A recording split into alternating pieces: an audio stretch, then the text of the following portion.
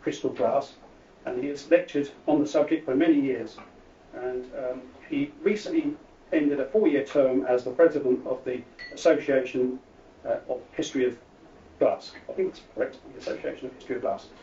He's here with his wife Anne tonight, and I think we're all looking forward to hearing what you've got to say. So please welcome Colin.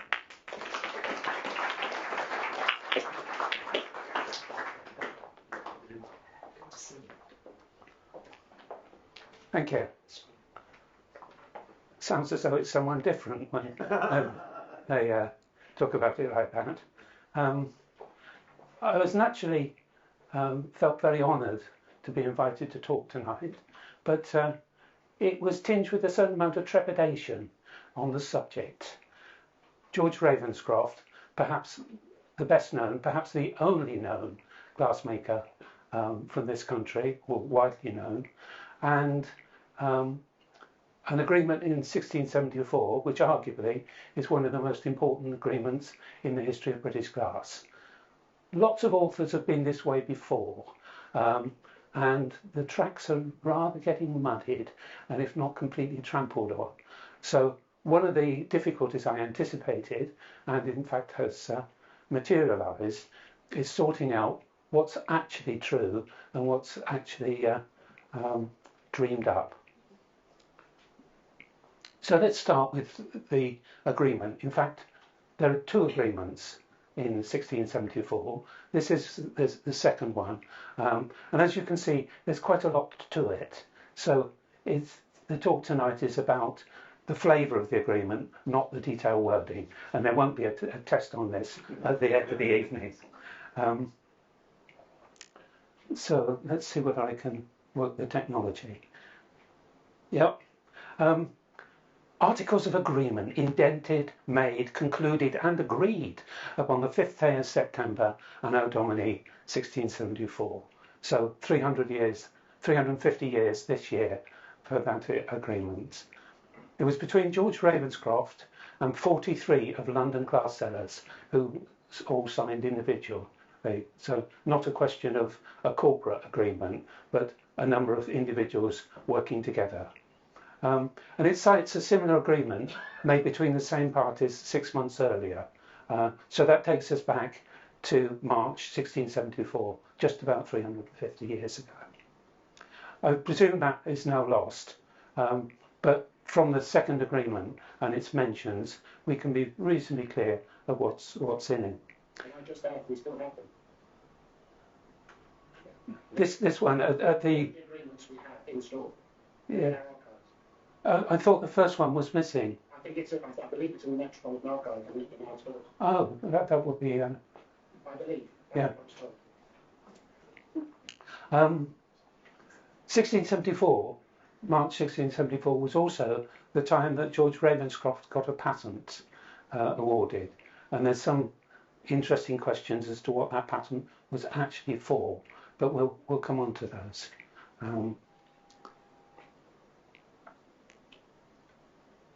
So let's have a look at this question of what's fact and what's fiction. I took a picture in a glass house that shall be nameless.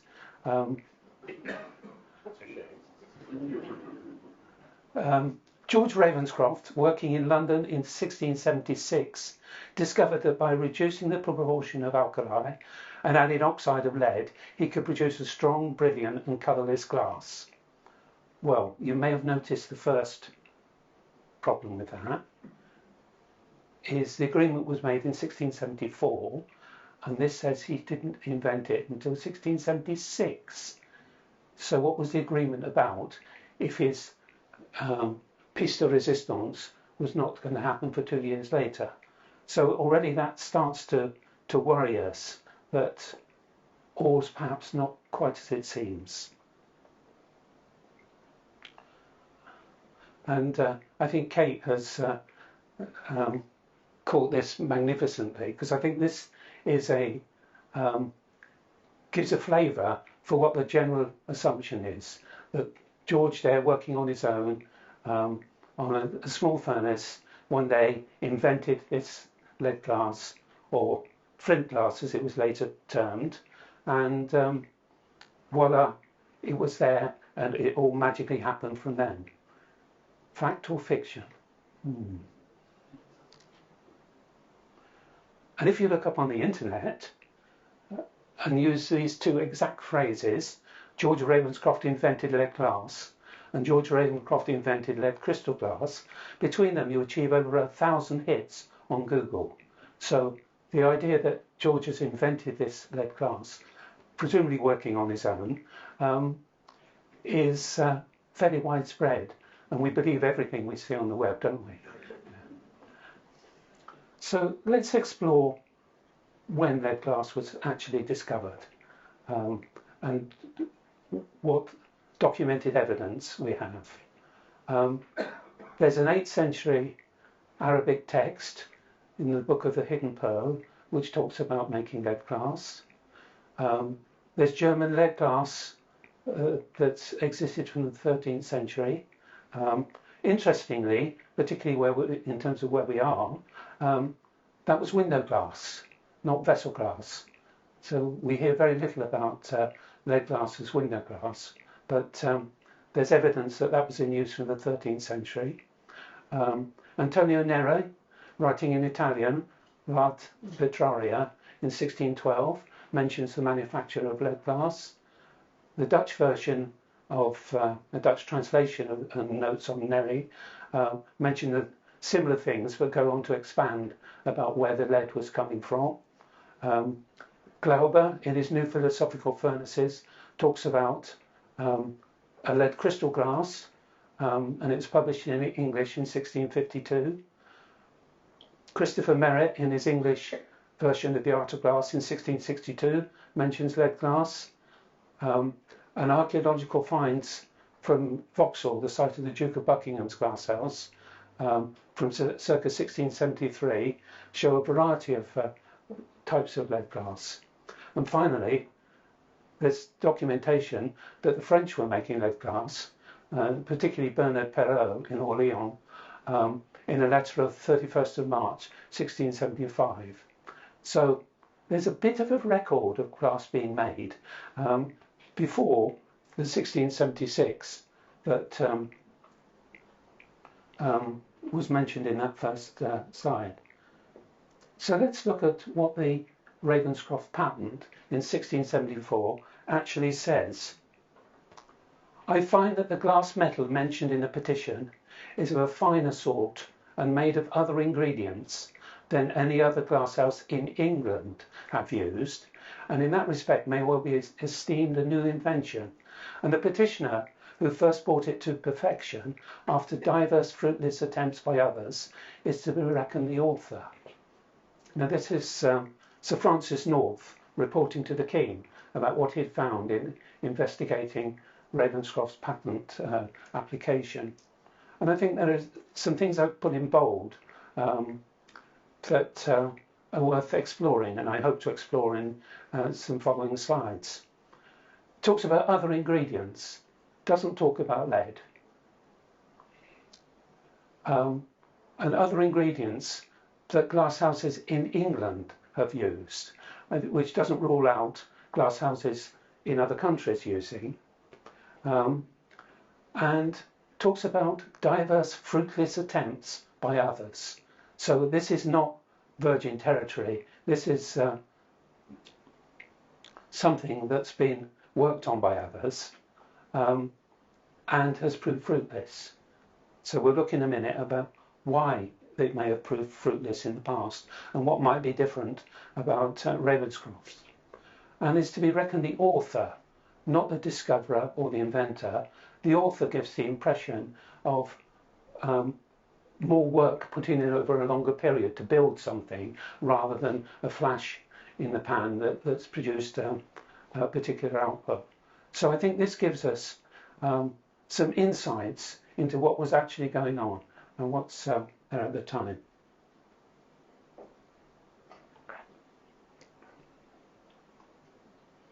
So what were these other ingredients in 1674? We know about them from a number of other sources. The first one is saltpeter, a component of gunpowder, and because of that, its sale had been a royal monopoly, and the king agreed, in exchange for quite a lot of silver, that the East India Company could sell saltpeter on the open market. And that was in 1673, which kind of gets an important date. So saltpeter wouldn't have been available to the majority of glass makers before 1673. An exception is the Duke of Buckingham, who persuaded the king to let him buy some bags of saltpeter from the arsenal. Tartar was the second one. It's taken from the inside of wine barrels, so probably not available in quantity. Borax, brought overland from the Himalayas, initially by sheep train, and then transferred to camel trains and brought overland to Europe. Expensive, and normally only used for soldering jewellery and very high quality work. And then calcined flint, and you can see here, can we go, no it doesn't, at the bottom, two pieces of flint, one a flint where part of the covering has been knocked off, because for glass making you had to get rid of the white colouring, so it was as black as possible, and the other what's called calcined flint, where it's been heated to change its structure, because it's not very easy to break up flints, and you have to try and do it with wood, because if you do it with metal you get shavings of iron in, which doesn't help the glass at all. So the two pieces of flint were taken from a glasshouse excavation. So these were glass making flints, not any old flints. And in fact the term flint was coined to describe these whole family of new glasses, and it's still in use today. Stuck way long after flint was actually used in the manufacture. We know arsenic wasn't used because when asked, the glass maker at the Savoy Glasshouse of George Ravenscroft denied the use of arsenic, but it's interesting that another recipe that's turned up elsewhere has saltpeter, tartar, borax, calcined flint and arsenic in it, so there must have been two different camps, one using arsenic and one not. No sign of lead then in 1674, but it seems to have been introduced in early 1675, so still after the agreement. So as with this particular agreement, we're not talking about lead glass at the time. And I pointed out that there was recorded that there were diverse fruitless attempts by others. So I want to have a look now at why these attempts may have proved fruitless. Ravenscroft's patent was granted talked about Ravenscroft having attained to the art and manufacture of a particular sort of glass. So he's not claiming to have invented it, but that he has both the knowledge and the skill and the plant to manufacture it. It's the ability to make it that he's claiming, not the knowledge of what to make. And a month later, the Venetian secretary in London reported home about these glasses, saying they are soft, fragile and extremely dear. So here we're obviously talking about technical challenges and high cost, the two particular problems that have probably caused others to try and go this way and realised they weren't going to make any money out of it, because I think that was the bottom line for everyone, even at that stage. So what were these technical challenges? Christopher Merritt, writing in 1662 about lead oxide, says it was a danger of being reduced to metallic lead during melting. Well, what does that do? Well, on the left, you can see a glass sample with some metallic lead embedded in it.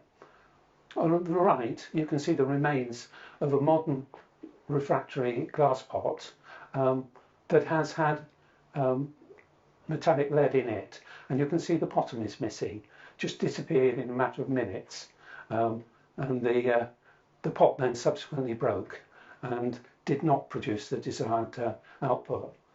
So he argued that having lead oxide reduced to metallic lead was not a good thing to achieve, and in fact the use of saltpeter that I mentioned was one of the ways you could get around it, because saltpeter's an oxidizing agent and prevents the lead getting fully reduced.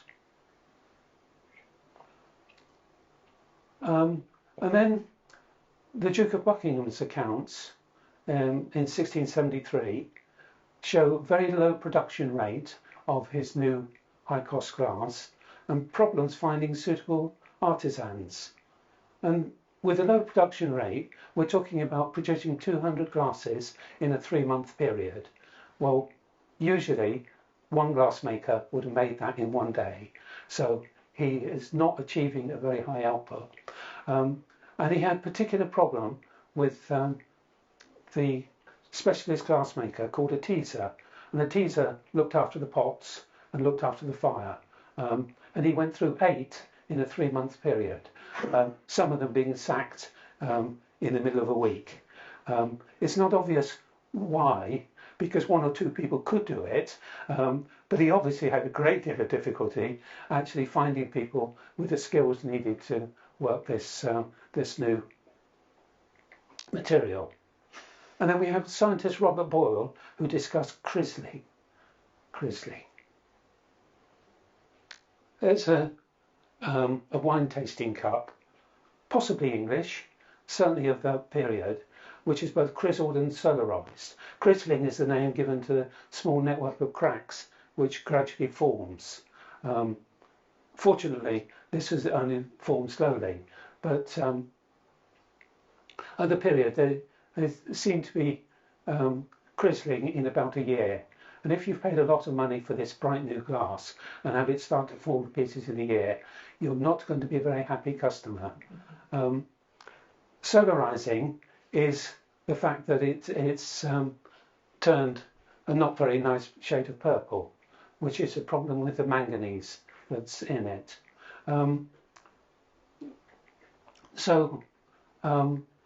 Crizzling had been a known problem for a number of years, but seemed to be a problem with these particular formulations using the new ingredients that I talked about. And in this case, saltpeter is a particular problem in it. One of the reasons is it's such a pure alkali, it doesn't have any lime in it. And at the time, the glassmakers didn't realise that they needed lime as a stabiliser.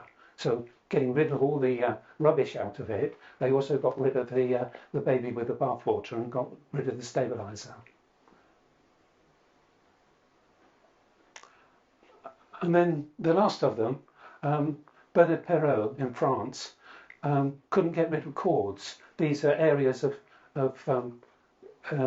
different glass mix, and so show up as defects in the glass. He couldn't get rid of cords out of lead glass and only used it for casting because he couldn't blow it.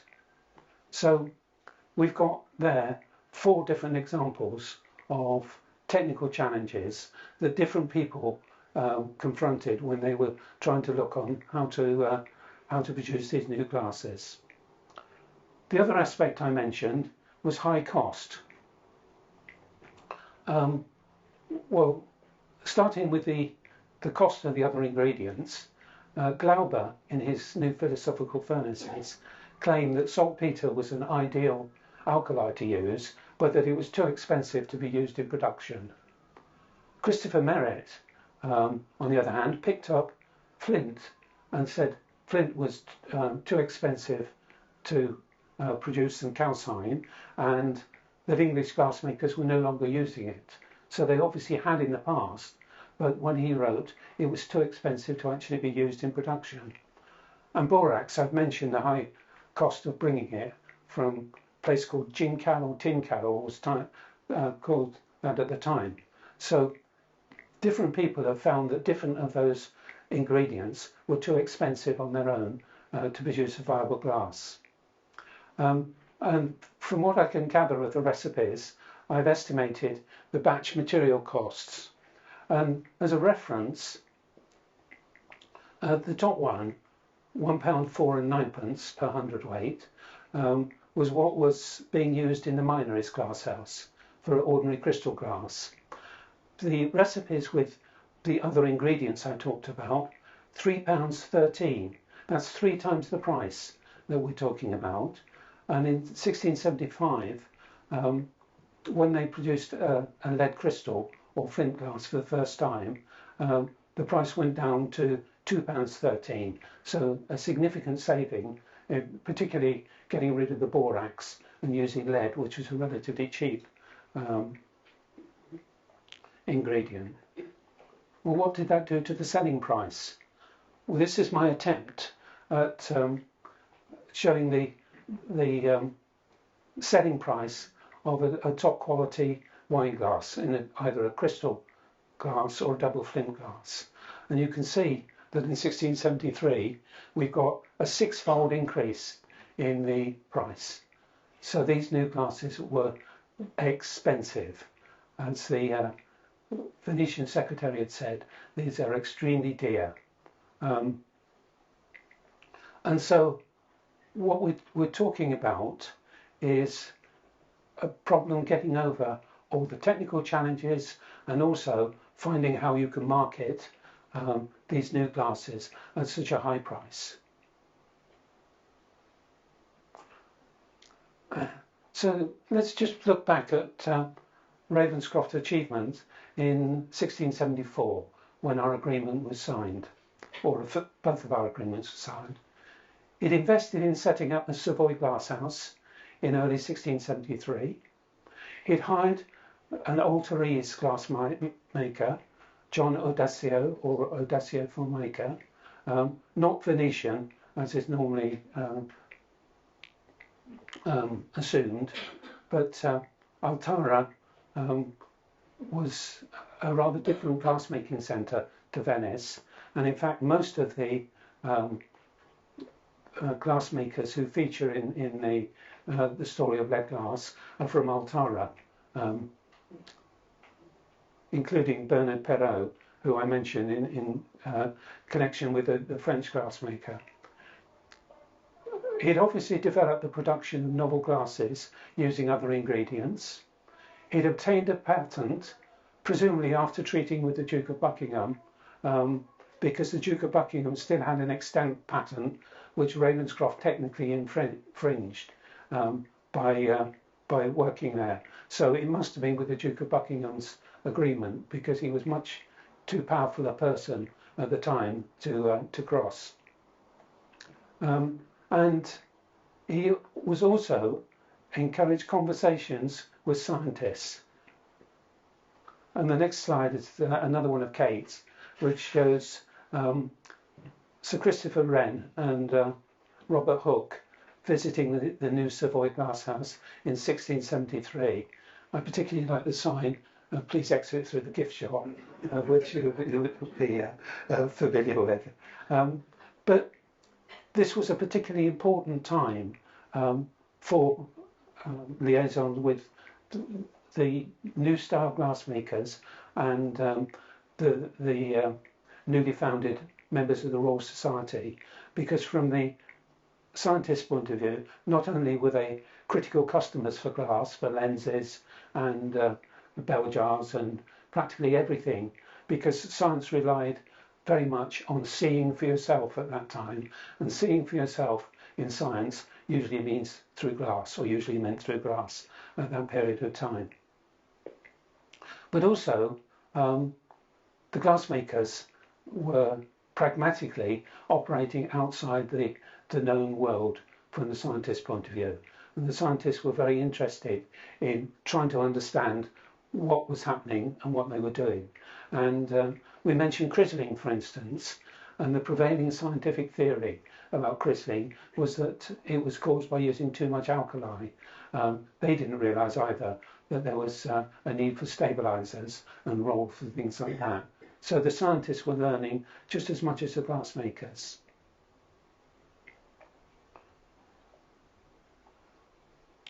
So that brings us to the context of the 1674 agreement. After a year, Ravenscroft still had the technical challenges, he had the high cost and a very limited market. The glass sellers had developed a London-centred market for fashionable drinking glass, and particularly this comes out in the letters of John Green. But we're finding logistic challenges in getting them from Venice.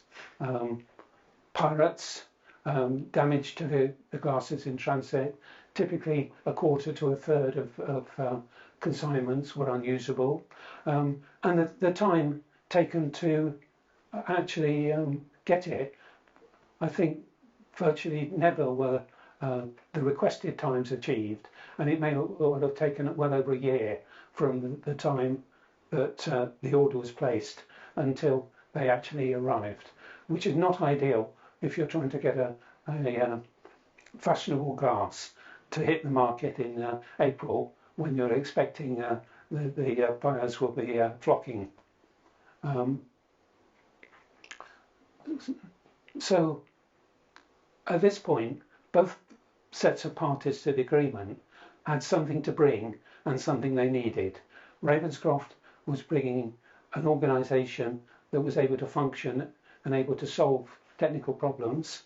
The glass sellers had a market for high quality fashionable drinking glass but weren't able to source it properly, and so I think that starts to set the context for the agreements we're talking about. And a couple of quotations here on fashionable design. The fashion makes a thing worth both at home and abroad twice the price it is sold for after. The humour of the buyer carrying a great sway in the value of a commodity. I don't quite understand what this is saying, but I think it's interesting picking up that the design was worth as much as the commodity itself, the fashionable design. And that's picked up by the second quotation of about 20 years later, I think. The great loss, which must be sustained by several sorts of glass, which lies on the maker's hand until out of fashion, which he would be glad to sell for 50% less than the first value. And this to me is clearer, and what you're buying is half for the design and half for the good quality metal at the beginning. So who was doing this design? A letter from the glass sellers to George Ravenscroft.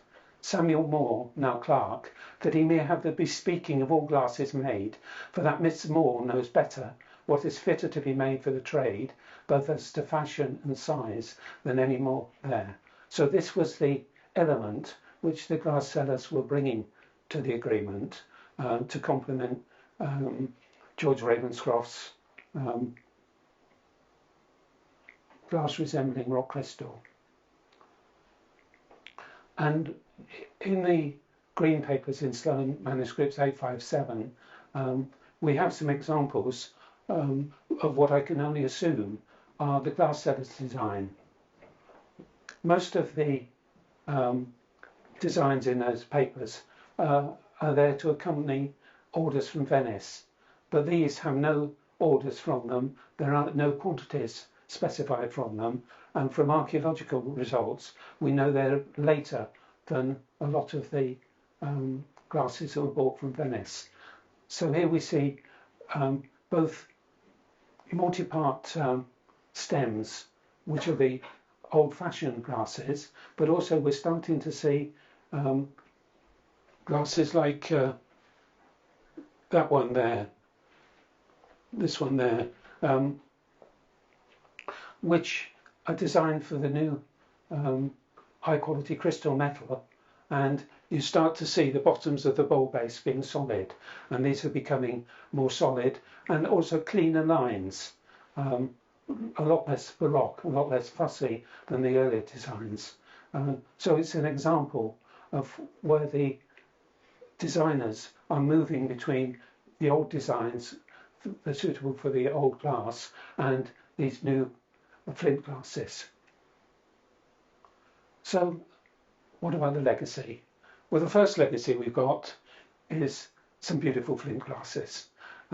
This one about 1689, and lovely quality glass, and particularly what was important throughout this period is that it enabled the drinker to see the glass and see it sparkling. Then there's the legacy of crystal glass making. Before the agreement in 1673, I think we're talking about 3 British glass houses, all based in London, that could make crystal glass. 20 years later, 1693, we're talking about 30, spread all over the country and in Ireland, and routinely making flint glasses. So that's a tenfold growth in 20 years, which would have been completely unprecedented in the English glass history, and probably in most trades, to get that kind of expansion in such a short time. So it's clearly one of the big legacies. But there are detailed legacies, things like quality control. And I think the quote by the Honourable Robert Boyle at the top is important. If there be any trade that obliges the artificers to be as assiduously conversant with the material they employ, it is that of the glassmen. It's recognised that these were leading practitioners in a high-tech industry. And in the mid-1670s, we find in the London Gazette, the usual trials have been made on these new flint glasses with entire success. Well, a few years before, there were no usual trials. During the process, because they've had these failures with crizzling, they've had to develop a quality control regime. And so they can then say the usual trials because they found a way of artificially aging the pieces to demonstrate that they won't crizzle. In fact, they did crizzle, but probably 100 years later, rather than the 1 year later, there was the time mark. They also realised that they needed to separate out the new products from the old, and that's where we've got, for further assurance, a seal or mark hath lately been set on them for distinguishing them from the former fabric. So these days we're used to quality control on our mass production items, but this was new at the time, and it's another example of the legacy of these important agreements. Then there's glass exports. As we know, up until this stage, most fine, up until before Ravenscroft, most fine glass that was imported was from Venice. But then a few years later, we've got then that to manufacture our own commodities, to turn to so good account as glass doth, to vend at home and send abroad, and to manufacture foreign commodities here, is one of the chiefest advantages England can have in the balance of account. We're talking here about national politics and balance of trade, and recognise that glass is the leading commodity in developing this beneficial balance of trade. Then we have glass being used as a benchmark for progress. By the advice of counsel, the said invention is, in relation to laces formerly sold, said to be of the same nature as that of flint glass was in relation to other glasses. So this is being used to talk about glass making, lace making, not glass making. But the change that's happened in the glass industry is what's being highlighted and would be expected to have been common knowledge throughout the people involved in this particular legal action. And then we see it starting to be a template for industrialisation. The Industrial Revolution has still got 150 years before it's recognised, but in these you can start to see that the advantages of industrialisation are being seen through the legacy of this agreement. And we see that the makers of flint glass have long since beaten out all foreigners without the help of any prohibition, merely by making those commodities better and underselling them. I've emphasised the word merely because it's long been a useful business ploy to make something that's both better and cheaper. And merely is a view obviously taken by an onlooker from outside the industry, not from a member of the industry who's had the hard work of making this mere change happen. And then glasses are manufactured lately fallen on here, and in a short time brought to great perfection, which keeps many at work, the materials whereof it's made being generally our own, and in themselves of small value, costs the nation little in comparison what it formerly did when fetched from Venice. So these are advocating that other people should be doing the same thing that glass has done. So it's seen as a template for the industrialisation. And a slight change before I finish is to talk about the Irish connection. We've heard that in 1674 Ravenscroft obtained a patent for a period of 7 years. He'd asked for 14 years, which was the norm, but he only got 7. But a similar patent was issued just over a year later to a group, including Ravenscroft's glassmaker, John Odasio, to make glass in Dublin. And this was issued for a 14-year period. Why is not obvious. Ravenscroft's Savoy Glasshouse ceased production, apparently until the arrival of a Venetian glassmaker, Paul de Mascaret, in June 1676. So Odasio was obviously an essential part of his glassmaking team, and makes it obvious that Ravenscroft himself was not a glassmaker, but knew how to choose his team well. And when his patent expired in 1681, Ravenscroft apparently gave up making glass in England, probably because by that stage his Savoy glasshouse was owned by a number of individual glass sellers. And he made arrangements to make glass at Lazy Hill in Dublin in 1681. But he was thwarted by the Irish patent. And as far as I can tell, George Ravenscroft was the only person prevented from making glass, this new glass, by a patent for glass resembling rock crystal, which seems rather ironic. So, a quick reflection on how it may have seemed from Ravenscroft's point of view.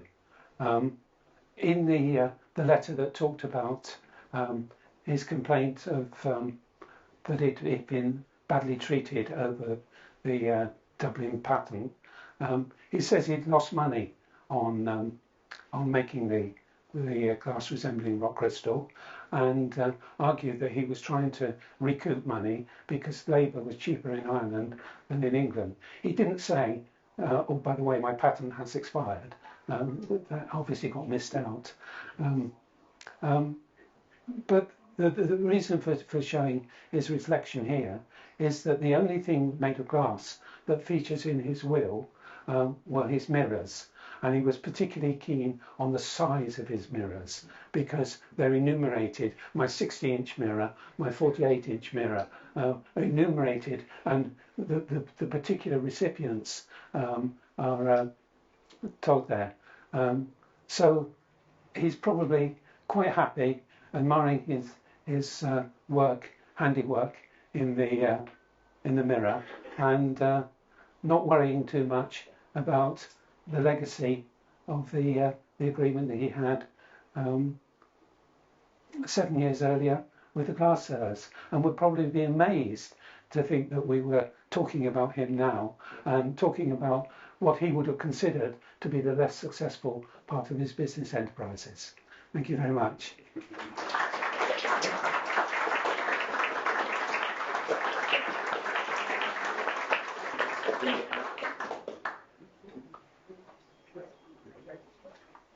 Does anybody have any questions for Colin? Thank you very much. That was fascinating. I would like to ask you whether you're familiar with the work of the late Dr. David Watts. I am indeed, yes. Who wrote several articles about Ravenscroft. Indeed, I remember visiting him quite close to here at Guy's. I used to call in there after I'd been up to London a number of times, and had a great deal of time for David. And his main argument about the introduction of lead was that it came about because of the desire to increase the size of the furnaces and power them with coal rather than charcoal. And it was the fumes coming off the coal that made a lot of the early lead crystal go cloudy. And therefore, by increasing and getting the amount of lead right in the recipe, it allowed them to make much more glass and clearer glass. And it was connected with coal, as it had been in Holland several years before in London. I think David was possibly a little erroneous on that. Because there's an extant agreement for the use of the Savoy, where Ravenscroft shall only use wood, not coal. And it wasn't until 1681, effectively after the patent, that Henry Holden developed the closed pot, once again working at the Savoy, and you start to get glass made with coal, and then you see the glass industry moving towards the pits at Bristol, Newcastle, Stourbridge. So almost certainly the initial period that we're talking about, glass was made with wood as a fuel, not coal.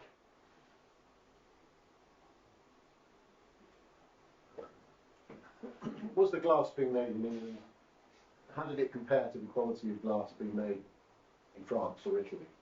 Were we behind the game or in front of the game? Which date? And if we start up to about 1670s, we were probably third rate in Europe. Holland was probably better, or certainly better. France was a bit variable depending where you were, but we were probably second or third rate. By the time we get to 1681, British glass was one of the best in the world, and British glass makers were in demand elsewhere. And then you get the development of Bohemian glass, and the two of them really dominated the market for 200-300 years afterwards. So it really moved us up the ladder. Oh, an enormous change, from net importer to big scale exporter, yeah. And quite a lot of 17th century glasses turn up on foreign sites, particularly one of the sites I've been involved in analysing is in Lisbon, where virtually the whole of the find of glass was from English glass. And a lot turns up in the Caribbean, Port Royal, on American sites. In fact, because so much was recycled in this country, the English glass is probably as plentiful from foreign sites as it is from our own local sites. Thank you. Were there any other glass makers that claimed to have invented lead crystal? I understand that there are other stories of George Ravenscroft didn't do it, but it was somebody else that did it. Are there any other claims from glass makers in other countries or other places in the UK? I don't think the glassmakers thought that way or claimed that way.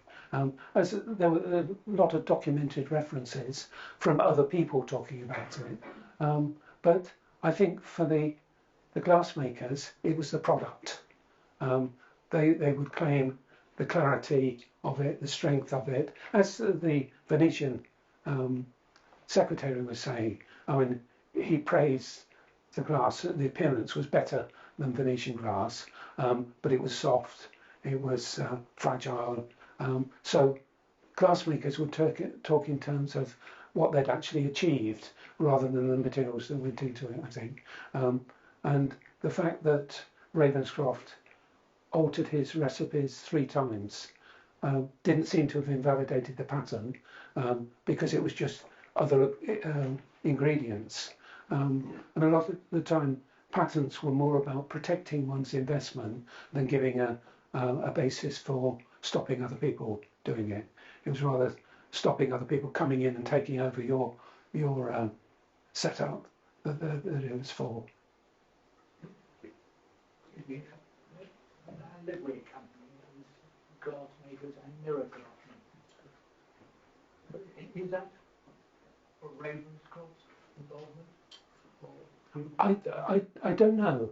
I was aware of the involvement of mirror glass makers, but I've never seen much reference to Ravenscroft involvement in mirrors. Certainly, he was taking legal action over mirrors because there was one, I forget his name now, but he was obviously a big lad who was 2 different manufacturers were fighting over who had the contract with this guy, because I think he could pick up the mirror would be made in a long tube, and by the time you've formed the tube to make, say, a 60-inch mirror, you're dealing with something about 8 foot long, 9 foot long, which you've got to manoeuvre at one end of the pole. So it wasn't something that everyone could do.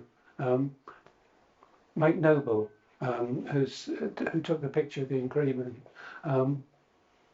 has written about it in his book on English glassmaking, but he's the only one I know of that's really highlighted.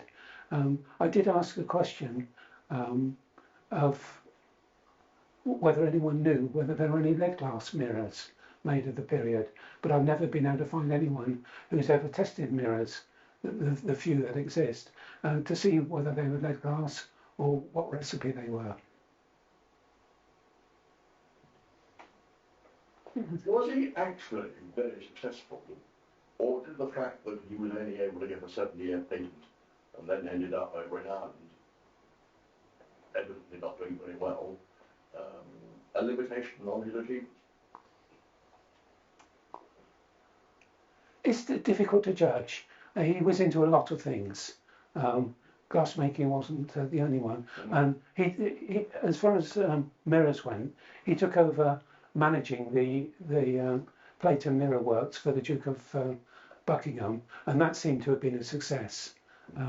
So I think we probably see the glass utensil business as being a larger proportion of his career than he would have done.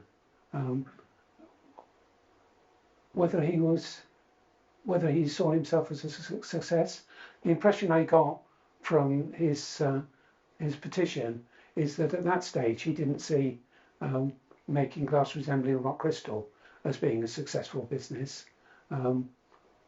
But whether that's because effectively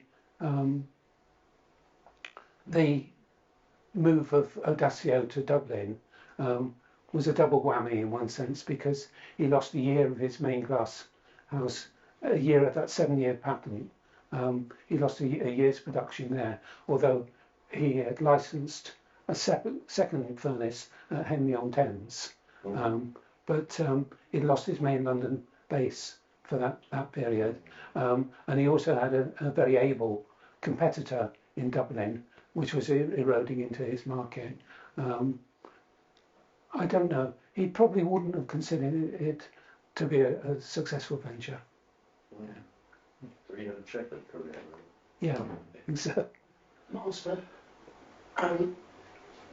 wardens and visiting masters, ladies and gentlemen, I'm sure we could go on quite a long time longer. Clearly Colin's knowledge has been quite enlightening for many.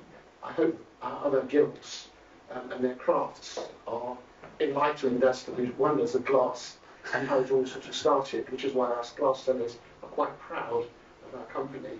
And of course glass now is more relevant in our everyday lives than it ever has been ever. I would like you all to say a huge thank you to Colin for his presentation, absolutely enlightening, and after which we will adjourn for supper. But thank you very much.